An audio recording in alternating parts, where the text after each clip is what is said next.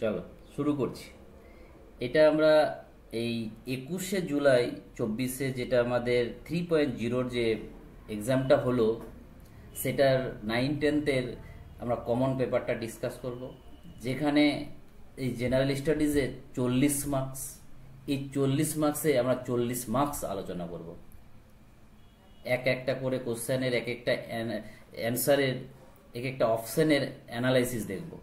পরবর্তীতে এই কোশ্চেন থেকে কি কি কোশ্চেন আসতে পারে সেটাও আমরা আলোচনা করে দেব।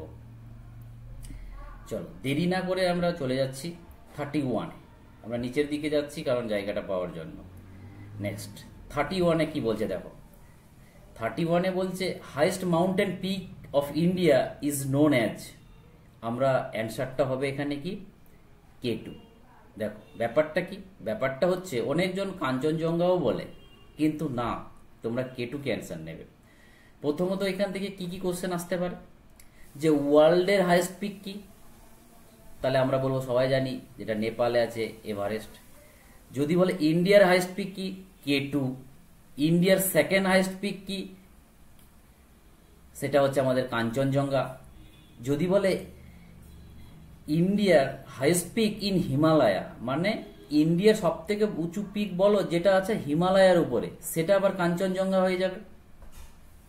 আর একটা কোশ্চেন আছে যেটা হলো যে আমাদের নন কন্ট্রোভার্সি, কারণ কাঞ্চনজঙ্ঘা হোক K2 হোক এগুলো হচ্ছে কন্ট্রোভার্সি, পুরোপুরি 100% আমাদের ইন্ডিয়ার বলা যাবে না। এই কাঞ্চনজঙ্ঘা নিয়েও প্রবলেম আছে নেপাল আর ইন্ডিয়ার মধ্যে। তো যদি বলে নন কন্ট্রোভার্সি, যেটাতে একদম পুরো অ্যাপ্রোপ্রিয়েট আমাদের বলতে পারবে, এখানে কোনো কেউ বলতে দাবি করতে পারে না, সেটা হবে একমাত্র নন্দা দেবী। মাথায় রাখবে, নন্দা দেবী হচ্ছে নন কন্ট্রোভার্সিলি হাইস্ট পিক ইন ইন্ডিয়া। পরবর্তী কোশ্চেনে যাই আমরা, এটা যে 32তে কি বলছে, Indian continent was earlier part of. বলছে ইন্ডিয়ান কন্টিনেন্টটা আগের কোন পার্টে ছিল। তো দেখো এটা হচ্ছে এই গল্প আমি ছবি দিয়ে দিয়েছি, আগের আমরা ছবিও দিয়ে দিয়েছিলাম, যেটা হচ্ছে কাঞ্চনজঙ্ঘা আছে এখানে, K2 আছে, কাঞ্চনজঙ্ঘা আছে, এগুলো দেখে নেবে। দেখো 32 নম্বরে কি বলছে, যে এটা প্রায় আমাদের, এটা গল্প করছি 250 মিলিয়ন বছর এগো। তখন আমাদের এটা প্যানাজিয়া আর একটা ছিল আমাদের পান্থালসা। মানে প্যানাজিয়া মানে হচ্ছে স্থলভাগ, আর এটা ছিল আমাদের জলভাগ, জল। এবার পরবর্তীতে কিছুদিন পর আমরা দেখলাম এটা মিডিলে ভেঙে যায়। এই যে দেখো কি দিয়ে ভাঙলো, যেটা ভাঙলো বিন্দু মধ্যে হয়ে গেল 33C, আর 33Cর উপরে যেটা হয়ে গেল ওটা চলো অঙ্গরায়ণ, আর এটা হচ্ছে আমাদের গন্ডায়ন। আর আমরা ইন্ডিয়া এই জায়গাতে ছিলাম, আমরা ইন্ডিয়া এই জায়গাতে ছিলাম, এই জায়গাতে। তাহলে বলছে কোনটা ভাগে ছিলাম আমরা, তাহলে অপশন দেখতেই পাচ্ছ গন্ডায়ন। তাহলে অপশন হলো অপশন A। আর 33C দেখতে পাচ্ছ, 33C মিডিলে আছে, যেটাতে আজকে আমরা বলি না হিমালয়া আগে নাকি 33 মহিখাতে ছিল, সেই কথাটাই বলি। নেক্সট এবার চলে যাও 33-তে। 33-তে কি বলছে, যে who led the revolt of 1857 in Bihar. এই আমাদের পেট গোসে অলরেডি এটা আলোচনা, মানে রিভল্ট অফ 1857 আলোচনা করে নিয়েছি। আশা করি এই কোশ্চেন সবাই পায়, যারা যারা ক্লাস করেছে সবাই পারবে। সেটা হচ্ছে আমাদের কানওয়ার সিং। এই কোথাকার ছিল, এই ছিল জগদীশপুরে। যদি বলো আজকের দিনে জগদীশপুরটা কোথায়, জগদীশপুরটা আমাদের ওই ভোজপুরি ডিস্ট্রিক্টে পড়ে আজকের দিনে বিহারে। তো মাথায় রাখবে, এটা হচ্ছে কানওয়ার।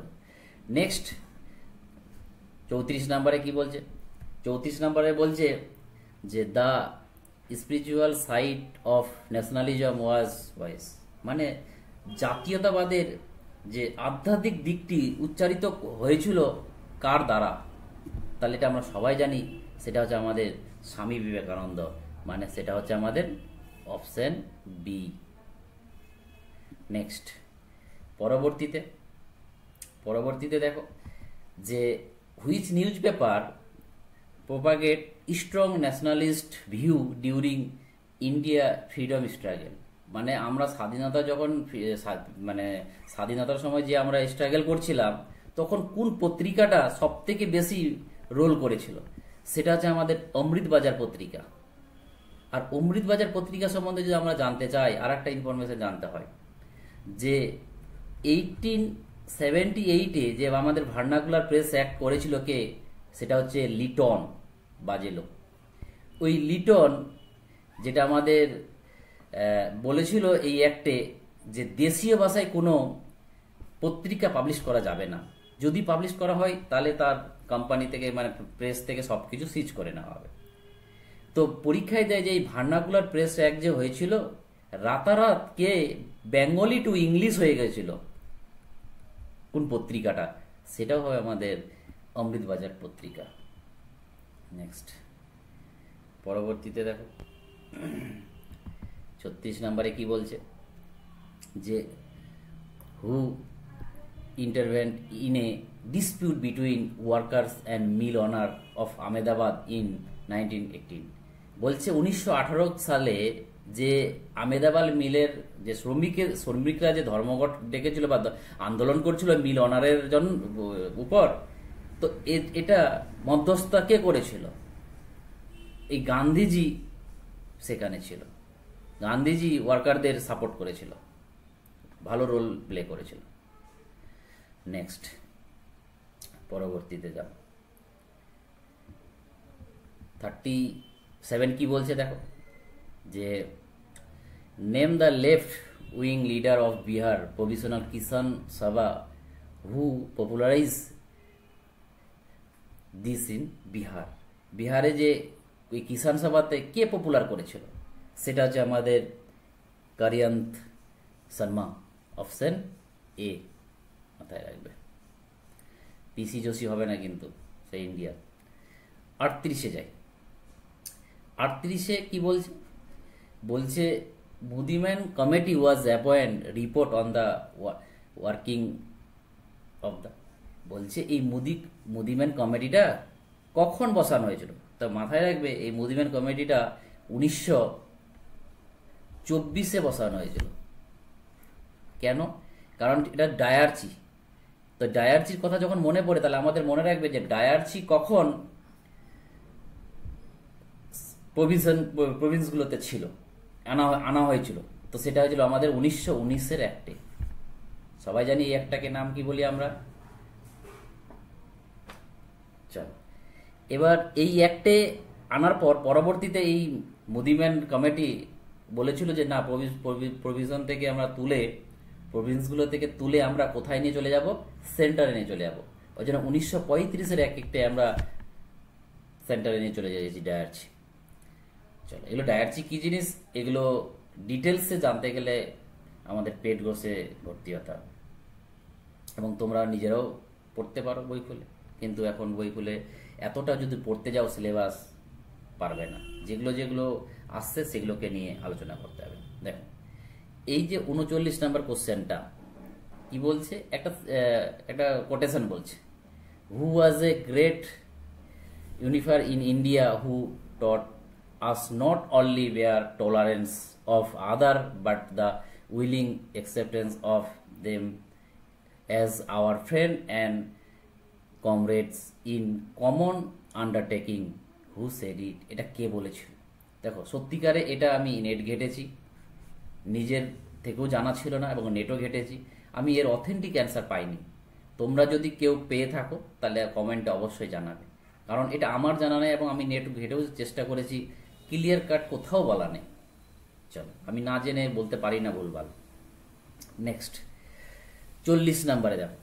40 নম্বরে কি বলছে যে প্রভিশনাল গভর্নমেন্ট অফ ফ্রি ইন্ডিয়াতে আউটসাইড অফ কান্ট্রি, মানে আমাদের এই প্রভিশনাল গভর্নমেন্টগুলো ইন্ডিয়ার বাইরে কে কোথায় করেছিল। দেখো প্রথমত যদি বলে যে প্রথম কে প্রভিশনাল গভর্নমেন্ট অফ ফ্রি ইন্ডিয়াতে কে করেছিল, সেটা তো আমরা বলবো এই রাজা মহেন্দ্র প্রতাপ। কবে করেছিল? এ করেছিল 1 ডিসেম্বর কত সালে? 1915 সালে। কোথায়? সেটা করেছিল আফগানিস্তানে করেছিল। কিন্তু আমাদের নেতাজিও করেছিল। নেতাজি করেছিল 21 অক্টোবর, মাথায় রাখবে। সেটা হচ্ছে 1943-এ। কোথায় করেছিল? সিঙ্গাপুরে করেছিল। তো আমরা দেখতে পাচ্ছি এটাও অ্যান্সার আছে, এটাও আছে। তাহলে অ্যান্সার এটার হয়ে যাবে কি? More than one of the above, option D answer হয়ে যাবে। নেক্সট পরবর্তীতে যাই 41। এবার আমরা ম্যাথগুলো করব। দেখো ম্যাথগুলো মানে কি বলবো, খুব সহজও না খুব টাফও না, কত ইজিলি করা যায় দেখো, আমি খুব সহজে করাবো যেন বুঝতে পারো এবং টাইম যেন না লাগে, ওই এক্স টেক্স ধরে আমি করাবো না। দেখো কি বলছে, বলছে একটা a player makes 7 complete revolution, একটা সার্কেল আছে, এই সার্কুলার পাথকে একটা ধরে নাও এখান থেকে এদিক দিয়ে ঘুরছে কেউ, কোনো একটা কেউ ঘুরছে এবং কত কত পাক দিচ্ছে, 7 পাক দিচ্ছে, এবং এই যে রেসটা কমপ্লিট করছে কত কত মিটারে, সেটা হচ্ছে 2200 মিটারে। তাহলে রেডিয়াস কত, তা পাথটার রেডিয়াস কত এটা চাইছে আমাদের। তাহলে আমি ধরে নিলাম রেডিয়াসটা আর। তাহলে বলো আমরা যখন এই পাথ বরাবর করি, এটাই তো আমাদের কি সারকামফারেন্স বা কি বলি এটা এটা পরিধি বলি। তাহলে পরিধির সূত্র কি বাংলায়, যেটা হচ্ছে 2πr। তাহলে এরকম কটা পাক দিয়েছে, এটা তো একটা পাকের হয়, এরকম 7টা পাক দিয়েছে। এটা তারপরে আমরা যে পাবো সেটাই হচ্ছে কত, অঙ্কের ভাষায় হচ্ছে তোটা 2200। বাস এখানে মান বসিয়ে দিলে আমরা পেয়ে যাব। যেমন 2 পায়ের মান হচ্ছে 22/7 ইন্টু আর, আর এদিকে হচ্ছে আমাদের 2200। এবার কাটাকাটি করো, এই 60টা কেটে যাচ্ছে, ঠিক আছে। এই 22 দিয়ে কাটলে এদিকে হয়ে যাচ্ছে 100, আর এই 2 দিয়ে কাটলে হয়ে যাচ্ছে কত, 50। তাহলে আমরা কি বলতে পারি, আর ইকুয়াল টু 50, আর অ্যান্সার হলো আমাদের আর ইকুয়াল টু 50। নেক্সট পরের অঙ্কতে আমরা যাই। পরের অঙ্ক কি বলছে, if a capacity of a cylindric tank is 1848 metre cube and the diameter of its base is 14 metre, তাহলে ডেপথ অফ দ্য ট্যাঙ্ক কত। বলছে একটা সিলিন্ডারিক আকারে একটা আছে, ট্যাঙ্ক আছে, আর এদের ডায়ামিটারটা কত বলেছে, এদের ডায়ামিটারটা বলেছে 14। তাহলে ডায়ামিটার যদি 14 হয়, তাহলে আমরা জানি রেডিয়াসটা কত হবে, 7 হবে, মাথায় রাখবে। তাহলে রেডিয়াস হচ্ছে 7। এবার চল, এবার আমাদের সূত্র কি, ভলিউমের সূত্র কি সিলিন্ডারিক শেপের, সেটা হলো আমাদের পাই আর স্কয়ার এইচ। এটা দেওয়া আছে কত, 1848-এর সঙ্গে সমান। জাস্ট এবার মান বসালেই আমাদের কাজ হয়ে যাবে। যেমন পাই মানে কত, 22/7, আর আর মানে কত, 7। তাহলে আমাদের আর স্কয়ার মানে কি 7 × 7, এইচটা বার করতে হবে, আর এদিকে হচ্ছে 1800 এটা। এবার আমরা কাটাকাটি করব। কাটাকাটিটা কিভাবে করব, এই 7 কেটে গেল, 11 দিয়ে কাটাও, 11 দিয়ে 22, আর এদিকে 11 × 1 = 11, 11 × 6 = 66, 11 × 8 = 88।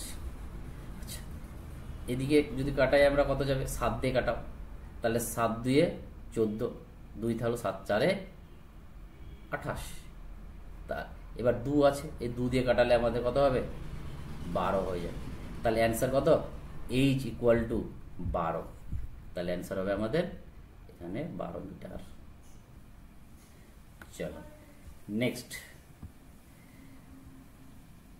43-তে দেখো। 43-তে কি বলছে, if 1/8 of A number is 30।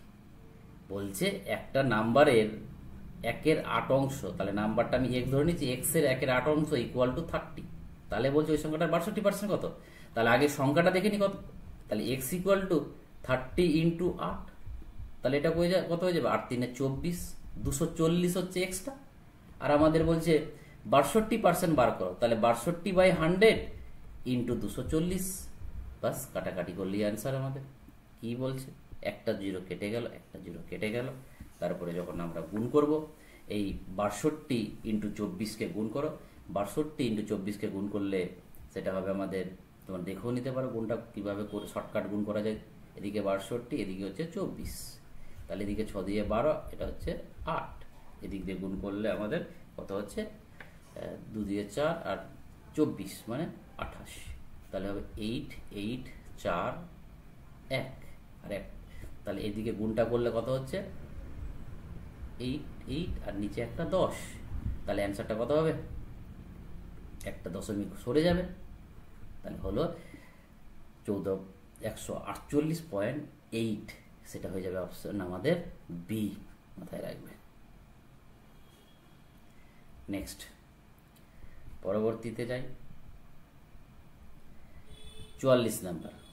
44 number কি বলছে দেখো, 44 নাম্বার খুবই সোজা। The salary of an officer is increase 25%। বলছে একজনের 25% স্যালারি বাড়ানো হয়েছে। বলছে by what percent should be new a salary, কতটা স্যালারি কমাবো যে অরিজিনালি স্যালারিতে পৌঁছাবে। কেউ ভাবে 25 বাড়ালাম আবার 25 কমিয়ে দেবো সমান হয়ে যাবে, না। এর নিয়ম আমি শর্টকাট ইউজ করব। দেখো কত শর্টকাট হয়। যদি এই শর্টকাটটার যদি বড় কিছু জানতে হয় আমরা তাহলে তোমরা কমেন্ট করবে, আমি এই শর্টকাটগুলো ভিডিও করে দেবো। কিচ্ছু নিতে হবে না তোমাকে, নিতে হবে শুধু এই 25%টাকে নিতে হবে। 25%টা ইনক্রিজ যেহেতু, তাহলে এটা বাড়বে। আর 25% মানে আমরা ফ্র্যাকশনে জানি কত, 1/4। আর এটা কি হবে, উপরে 1টা আনচেঞ্জ আর নিচেরটা যেহেতু রেজাল্টটা কমাতে হবে তাহলে নিচে বাড়াতে হবে। বাড়াতে হলে 4 আর 5, 1 আর 4কে যোগ করলে 5 হবে। আর 1/5 মানে হচ্ছে কত, 20%। এই ট্রিকটা হয়তো অনেকজনই বুঝতে পারলে না। যারা বুঝতে পারলে না আমাকে কমেন্ট করবে, আমি বুঝিয়ে দেব এবং ওর ভিডিও একটা এক্সট্রা ভিডিও বানিয়ে দেব। এই টাইপের অনেক কোশ্চেন আছে। চলো 20% অ্যান্সার। পরবর্তীতে যায়, সেটা হচ্ছে আমাদের 45। 45-এ কি বলছে দেখো, বলছে বাই হোয়াট নাম্বার শুড এত be divided so that the quotient is এত। বলছে এই নাম্বারটাকে, কোন নাম্বারটা, এই নাম্বারটাকে যেটা আছে কত, 2-3 তার পাওয়ার -3, একে কত দিয়ে ভাগ করলে, আমি ধরে নিলাম যে এক্স দিয়ে ভাগ করলে এটা পাবো, ওটাই বলেছে কোশেন্ট। তাহলে এটা হচ্ছে এটা, ঠিক আছে। তাহলে বলছে কত দিয়ে ভাগ করতে হবে, তাহলে এক্সট্রা বার করতে হবে। তাহলে আমরা যদি এক্সট্রা বার করতে চাই কি হবে, দেখো এক্সট্রা বার করতে গেলে দেখো -2/3, এদিকে পাওয়ারটা 3 আছে, যেহেতু এক্সট্রা ওইদিকে চলে গেল ওটাকে বাই নিয়ে চলে আসছি। তাহলে বাই কত হবে, 4/9 তার পাওয়ার -2, এটা সমান সমান এক্স। পরের লাইনে কি হবে দেখো, এটা যদি আমরা উপর নিচ করি তাহলে প্লাস হয়ে যাবে। মানে এই যে, যেমন আমরা এটা জানি যে a⁴ ইকুয়াল টু 1/a, নিচে গেলে প্লাস হয়ে যাবে, তাহলে ঠিক এটা উপরে চলে যাবে। তাহলে উপরে কত যাবে, 4/9 তার পাওয়ার 2, আর নিচে কত থাকবে, নিচে থাকবে 2/3, একটা মাইনাস আছে, তার পাওয়ার 3। বাস এটাকে ভাঙাও। এটা যদি আমরা ভাঙাতে চাই উপরে কি ভাঙবে, 4-এর পাওয়ার 2 মানে কত, 16, আর 9-এর পাওয়ার 2 মানে 9-9-81। নিচে কত, এটা মাইনাস থাকবে, 2-এর পাওয়ার 3 মানে কত, 8, আর 3-এর পাওয়ার 3 মানে 27। বাস এটাকে ক্যালকুলেশন করলে হলো, একটা মাইনাস থাকছে, এদিকে থাকছে কত, 16/81, আর এদিকটাতে থাকছে কত, 16/81 হলে উপরে চলে যাবে 27টা আর নিচে থাকবে 8টা। তাহলে 8 দিয়ে এবার কাটাকাটি কাজ হয়ে যাবে। তাহলে এদিক দিয়ে কাটালে 2 হলো, 9-9-81 হয়, আর 9-3-27 হয়। এই 3 দিয়ে কাটালে আবার 3 হয়ে গেল। আলটিমেট কি দাঁড়ালো, আলটিমেট দাঁড়ালো -2/3। তাহলে অপশান হচ্ছে -2/3 হচ্ছে অপশান সি। চলো নেক্সট, অ্যালজেব্রা দিয়ে দিয়েছে। এই অ্যালজেব্রা খুবই সোজা, যদি জানো, না জানলে খুবই চাপ। কিভাবে করবে দেখো, এটা দেওয়া আছে, তাহলে আমরা এক ঘর জানি নিতে। এক ঘর কিভাবে নেব আমরা, ডবল করলে তাহলে x² + 1/x² ইকুয়াল টু হয় p² - 2। তাহলে p বলতে এখানে 5, তাহলে 5-এর হোল স্কয়ার -2, তাহলে কত হলো 25 - 2, আলটিমেট কত 23। পরে যদি আমি আরেক ঘর ডবল করে দিই তাহলে a⁴ + 1x⁴ ইকুয়াল টু, তাহলে কত হবে 23-এর হোল স্কয়ার -2। তাহলে 23-এর হোল স্কয়ার কত, 529 - 2, তাহলে কত হবে 527। অ্যান্সার হয়ে গেল আমাদের 500, তাই সি নাম্বারে 527। চল নেক্সট, পরবর্তীতে যাই আমরা। পরবর্তীতে কি বলছে দেখো,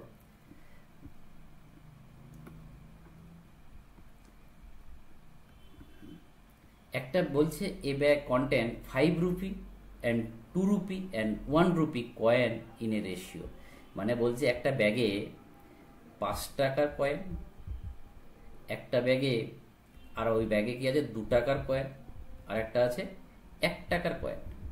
কি অনুপাতে আছে বলছে 2:3:4। এটা কার রেশিও? এটা হচ্ছে নাম্বার কোয়ান্টিটির রেশিও।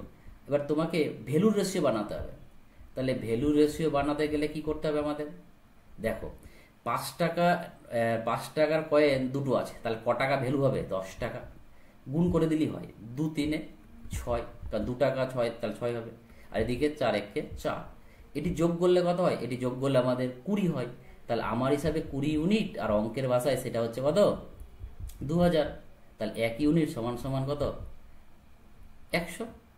তাহলে যদি আমরা এটি মান বসাই, তাহলে এটা কত হয়ে যাবে? এটা হয়ে যাবে 1000, আর এটা হয়ে যাবে কত? 600, আর এটা হয়ে যাবে আমাদের 400। বাস। এবার দেখো বলছে ভ্যালু হচ্ছে কত? 600।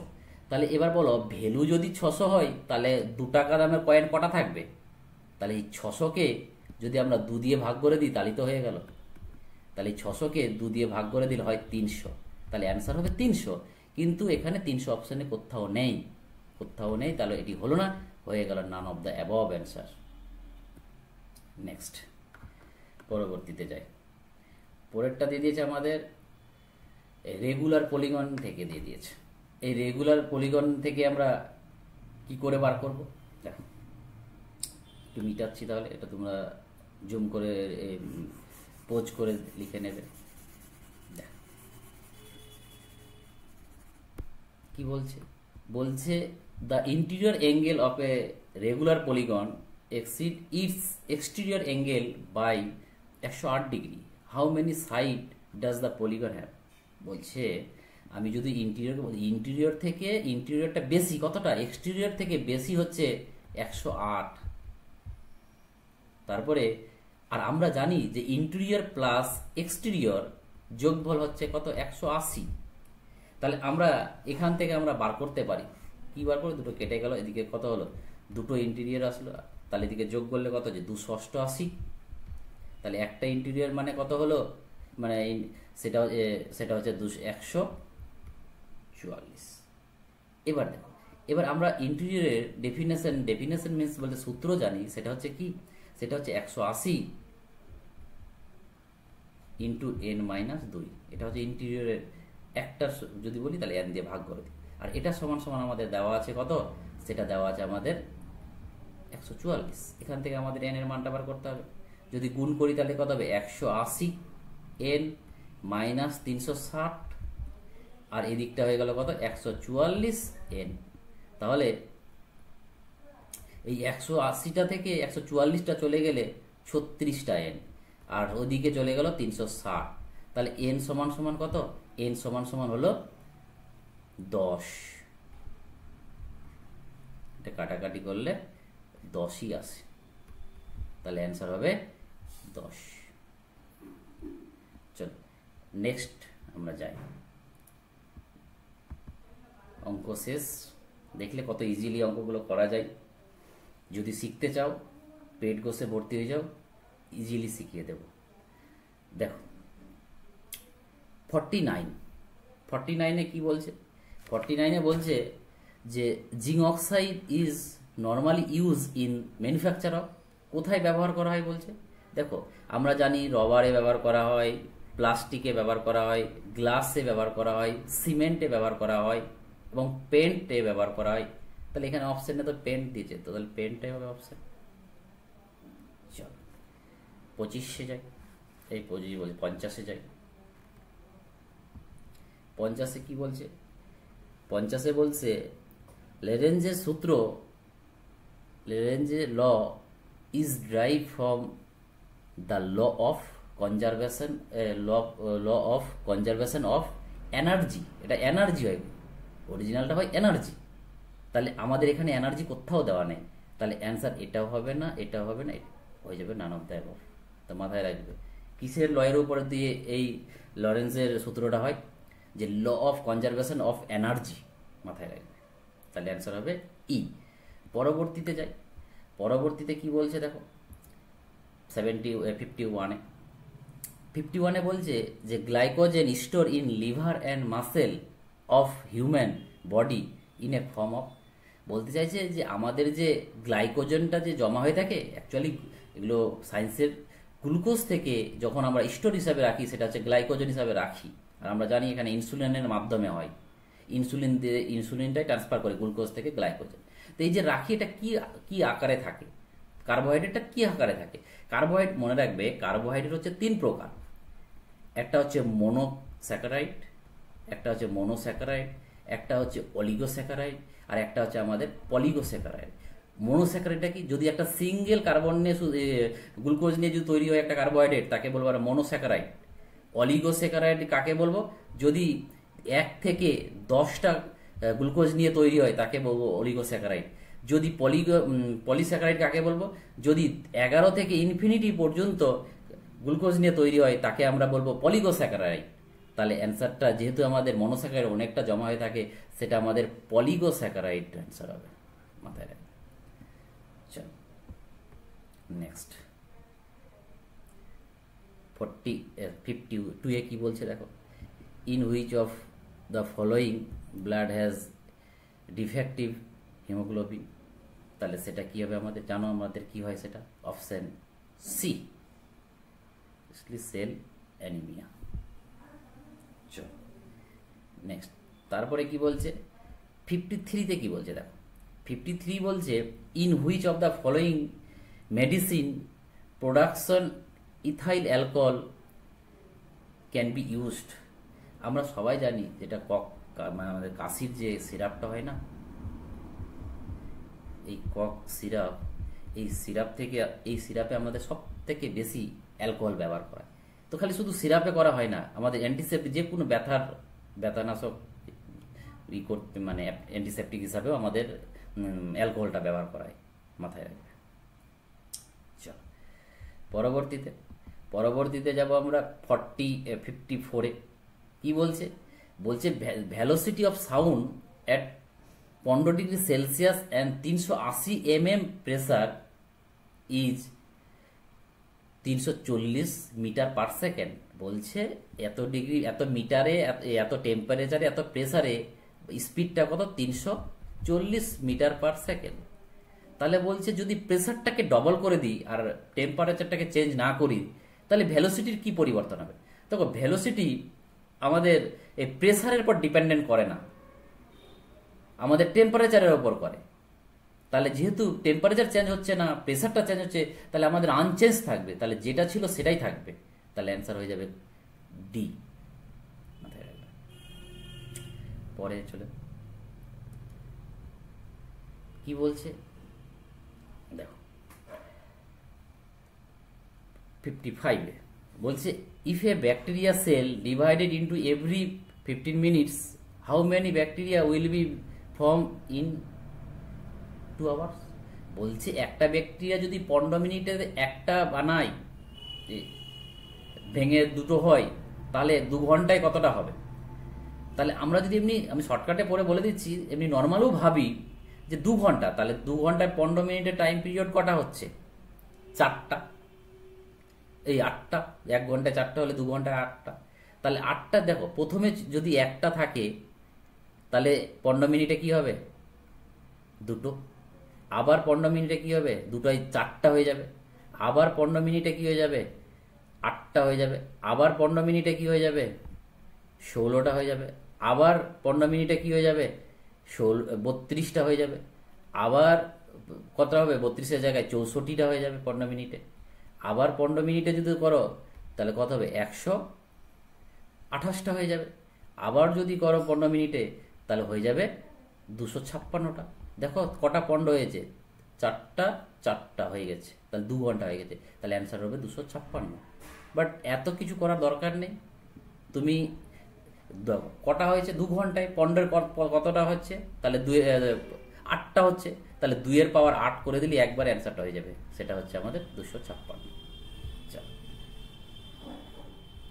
নেক্সট 56-এ কি বলছে দেখো, যে plant and animal cell differ in which of the following structure. বলছে প্ল্যান্ট সেল আর অ্যানিম্যাল সেলকে কেন মানে ডিফাইন করা যাবে, একটা বেসিক পার্থক্য বলো। আমরা সবাই জানি যে আমাদের প্রাণীদের অ্যানিমেলের সেল ওয়াল থাকে না, আর উদ্ভিদের প্ল্যান্টের সেল ওয়াল থাকে। তাহলে পার্থক্য কি হয়ে যাবে? Cell wall. নেক্সট বলছে যে বর্তমানে রিসেন্টলি এই যে আমাদের ডলারের according to recent report of Forbes which is strong currency in the world. সব থেকে স্ট্রং কারেন্সি কত? দেখো স্ট্রং কারেন্সি কেমন করে একটু বুঝে নাও যে আজকের দিনে আমাদের $1 ইন্ডিয়ান রুপি কত? এটা হচ্ছে তোমার 83 পয়েন্ট এত। ঠিক আছে, এবার তুমি তুলনা করো, যেটা আমরা এই কুয়েতি ডলার বলছি, এটা হচ্ছে অ্যান্সার হবে কুয়েতি ডিনার। দেখো এ কি হবে, 1 কুয়েতি ডিনার ইকুয়াল টু কি হবে? 272.76 ইন্ডিয়ান টাকা। মানে বুঝতে পারছো ডলারের থেকে ওটার কত বেশি দাম। তাহলে এটাই হচ্ছে এখন আমাদের বর্তমানে স্ট্রংগেস্ট কারেন্সি, কুয়েতি ডিনার। মাথায় রাখবে, খুব ইম্পর্টেন্ট। পরবর্তী কোশ্চেন চলে যাই 58-এ। বলছে in which city of Maharashtra did PM Narendra Modi launch 8 Amrit project. সেটা মহারাষ্ট্রের একটা জায়গা, যেটার নাম হচ্ছে আমাদের সোলাপুর। মাথায় রাখবে, সোলাপুরে প্রথম এই 8টা অমৃত প্রজেক্ট এখান থেকে লঞ্চ করেছে। চলো নেক্সটে আমরা যাই। নেক্সটে কি বলছে, এবার কারেন্ট অ্যাফেয়ার্স কয়েকটা দিয়েছে। দেখো আমরা কারেন্ট অ্যাফেয়ার্স আমাদের চ্যানেলে শুরু করেছি, ফেব্রুয়ারিটা দেওয়া হয়েছে, তোমরা ফেব্রুয়ারিটা দেখে নেবে। এই কাল পরশুই আমরা মার্চেরটা দেব। নেক্সট 59 কি বলছে, IIT Madras has tie up with hmm to launch mobility simulation lab. কার সঙ্গে টাই আপ করেছে? সেটা হচ্ছে আমাদের অল্টায়ার সাথে। মাথায় রাখতে হবে, ঠিক আছে। কারেন্ট অ্যাফেয়ার্স থেকে নিয়ে আর বেশি আলোচনা করার লাভ নেই। নেক্সট 60 নম্বরে দেখো কি বলছে, অস্কার। যে 2024 সালে যে অস্কার হলো, সেখানে বেস্ট অ্যাক্টর কে ছিল? তো দেখো আমি তোমাদের লিস্টটা দিয়ে দিয়েছি যে বেস্ট অ্যাক্টর কে ছিল। বেস্ট অ্যাক্টর যেটা আমাদের অপশন হবে সিলিয়ান মর্ফি। যদি বলে বেস্ট ডিরেক্টরকে, বেস্ট ডিরেক্টর হবে, দেখে নাও, ক্রিস্টোফার নোলান। এবং কোন সিনেমার জন্য পেয়েছে? সিনেমাটা না হচ্ছে অপেনহাইমার। মাথায় রাখবে, অপেনহাইমার। এবং বেস্ট অ্যাক্টরেস কি? বেস্ট অ্যাক্টরেস হচ্ছে ইমা স্টোন। এটা কোন পোর থিং সিনেমার জন্য। বেস্ট পিকচার যদি বলা হয়, ওই অপেনহাইমার। মাথায় রাখতে হবে। চলো নেক্সট 61-এ কি আছে বলছে, who was recently selected as a ICC women's T20 cricket of the year 2023। সেটা হয়ে যাবে আমাদের এখানে option C, Nat Sciver Brunt. সেটা কোথাকার? ইংল্যান্ডের। মাথায় রাখবে। পরের যে কোশ্চেন সেটাতে আমরা যাই। বলছে হু ওয়াজ যে crown miss world 2024 in Mumbai. এটা আমাদের ইন্ডিয়াতে হয়েছে, তার জন্য বেশি ইম্পর্টেন্ট। কে পেয়েছিল? এটা আমাদের পেয়েছে এই যে চেক রিপাবলিক, একটা কান্ট্রি আছে, চেক রিপাবলিকের একজন মেয়ে, যার নাম হচ্ছে ক্রিস্টিনা পিসোভা। মাথায় রাখবে, ঠিক আছে। আর দ্বিতীয়তে যেটা যে সেকেন্ডে নাম আছে, সেকেন্ড অপশনটা, সেকেন্ডটা এই জন্য দেওয়া হয়েছে যে সে রানার আপ হয়েছে, সেকেন্ড হয়েছে। তাহলে সেটা কে ছিল? এটার অ্যান্সার হয়ে গেল আমাদের কিন্তু এ। কিন্তু এখানে কি হবে বলছে মিস ইয়াসমিনা জাইতুন, এ রানার আপ হয়েছিল। মাথায় রাখতে হবে। পরবর্তীতে যাই আমরা। দেখো পরবর্তী কোশ্চেন 63 যাই। In which country will the clean energy investor from be organized by IPEF এটার ফুল ফর্মটা আগে জানতে হবে তোমাকে। ফুল ফর্মটা হচ্ছে Indo Pacific economic framework for prosperity, মাথায় রাখতে হবে। এবং এটা কি, এটা সিঙ্গাপুরে মিটিংটা হয়েছিল, মাথায় রাখবে, সিঙ্গাপুরে মিটিংটা হয়েছিল। আর আমাদের এই সিনিয়র অফিসার, কমার্স মিনিস্টারের যে সিনিয়র অফিসারকে পাঠানো হয়েছিল মিটিংয়ে, এটুকু মাথায় রাখতে হবে। পরবর্তীতে খুব ইম্পর্টেন্ট, এই মায়ানমারের একটা আমরা পোর্ট নিয়েছি, যেটা হচ্ছে দেখো আমাদের খুব ইম্পর্টেন্ট, কারণ এখান থেকে আমাদের এই আইজলে যাওয়াটা খুব ইজি, খুব কাছাকাছি হয়ে যাবে। তাহলে ওটাই বলছে India has acquire the right to operate the foreign Sittwe port, যেটা আমাদের সিথিরে পোর্টটা কোথায় আছে, হুইচ কান্ট্রিতে, সেটা আছে আমাদের মায়ানমারে। তাহলে অপশন হবে মায়ানমার।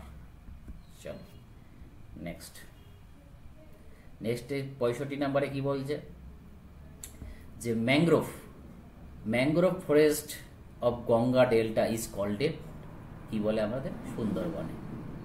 ঠিক আছে, মাথায় রাখবে।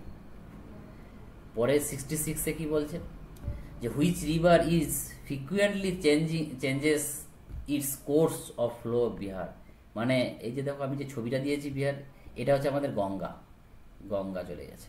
আর এই যে এখন বর্তমানে কোসি রিভারটা এই দিক দিয়ে, কিন্তু তোমরা দেখতে পাবে যে প্রথমে প্রি থেকে শুরু করে 1736 সাল পর্যন্ত নদীটা এইভাবে আসতো, তারপরে 70-এ এইভাবে আসতো, 80 থেকে 1839 এইভাবে আসতো, মানে এরকম করতে করতে দিকটা পরিবর্তন করতে করতে আজকে কত দূরে চলে গেছে।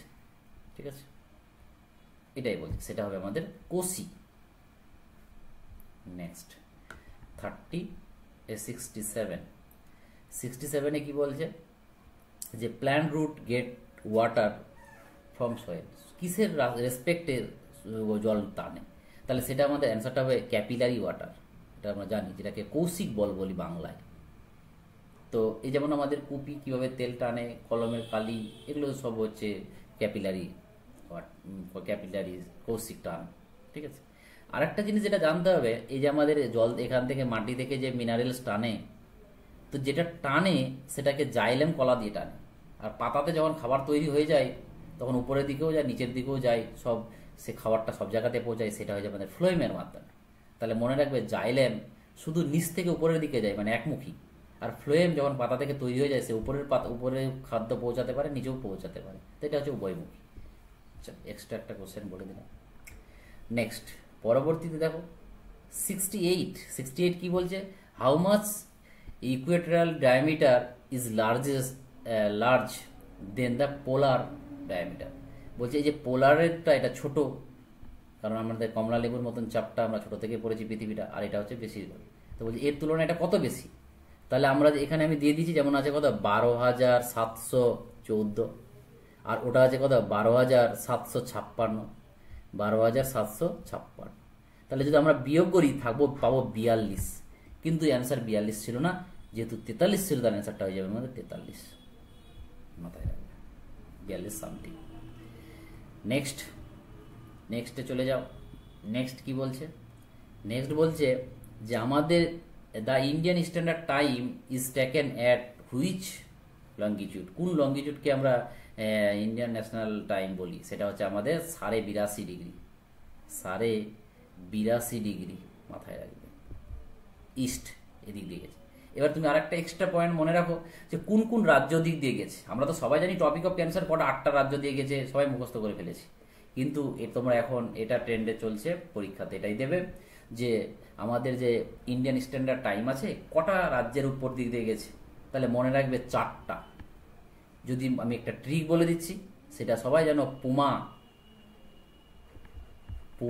360 মনে রাখবে। তোমরা পুমার ব্র্যান্ডের গেঞ্জি পরো, এই পুমা কিভাবে মনে রাখবে, উত্তরপ্রদেশ, মধ্যপ্রদেশ, অন্ধ্রপ্রদেশ, 36 থেকে ছত্তিশগড়, আর ও থেকে উড়িষ্যা, 5টা রাজ্য হয়ে গেল। আর ইউনিয়ন টেরিটরি একটা পন্ডিচেরির উপর দিক দিয়েও পড়ে, তো রাজ্য 5টা, একটা ইউনিয়ন টেরিটরি, মাথায় রাখবেন। পুমা 360, পিটা প্রদেশ সবারই, উত্তরপ্রদেশ, মধ্যপ্রদেশ, অন্ধ্রপ্রদেশ, আর 36 থেকে ছত্তিশগড়, আর ও থেকে হচ্ছে অন্ধ্রপ্রদেশ। নেক্সট কোশ্চেন যেটা আছে 70-এ কি বলছে 70-এ, যে in India green revolution is known to credit to hmm, কাকে দেবো আমরা ক্রেডিটটা গ্রিন রেভলিউশনে? অ্যান্সারটা হয়ে যাবে আমাদের স্বামীনাথন, MS স্বামীনাথন। এই MS স্বামীনাথন কিছুদিন আগেই মারা গেছে, আমরা দেখেছি, ঠিক আছে, বলে ইম্পর্টেন্ট খুব। একে আমরা ফাদার অফ ইন্ডিয়ান রেভলিউশন বলতাম, ইন্ডিয়ান গ্রিন রেভলিউশন বলতাম। কিন্তু ওয়ার্ল্ডের আবার অন্যজন হয়ে যাবে, ওয়ার্ল্ডের ফাদার অফ গ্রিন রেভলিউশন হয়ে যাবে আমাদের নরম্যান আর্নেস্ট বরলং। এই গ্রিন রেভলিউশনটা কবে হয়েছিল? এটা আমাদের শুরু হয়েছিল 1967 থেকে। যদি বলে কোন 5 ইয়ার প্ল্যানে হয়েছিল, তাহলে বলবে 3rd 5 ইয়ার প্ল্যানে হয়েছিল। এবার অপশনগুলোকে তাকাও। এই যে ডক্টর ভি কুরিন আছে, এটা কিসের জন্য? একে বলা হয় ফাদার অফ হোয়াইট রেভলিউশন, মানে দুধ সম্পর্কিত। আর তারপরে বি নাম্বারে যেটা আছে যে শ্রী SL বহুগুণা, এটা কিসের? এই SL বহুগুণা সুন্দরলাল বহুগুণা, এটা জানো তোমরা সবাই। একে ছিল লিডার অফ চিপকো আন্দোলন, মাথায় রাখবে, লিডার অফ চিপকো আন্দোলনের নেতা ছিল বহুগুণা। তো এই আমাদের 40-এ 40টা কোশ্চেন আমরা অ্যানালাইসিস করলাম, এবং তোমরা আশা করি অনেকটা শিখলে। যদি ভিডিওটা ভালো লাগে তাহলে কমেন্ট শেয়ার করিও, কারণ তোমাদের জন্য একটা খাটছি, অনেকটাই খাটতে হয় ভিডিও বানাতে গেলে। এবং এরপরে যদি আরও ভিডিও চাও কমেন্টে জানাবে, এবং বেশি বেশি করে শেয়ার করো, তাহলে আমরা ফ্রি অফ কস্টে ভিডিও প্রোভাইড করব ফর BPSC। চলো, থ্যাংক ইউ।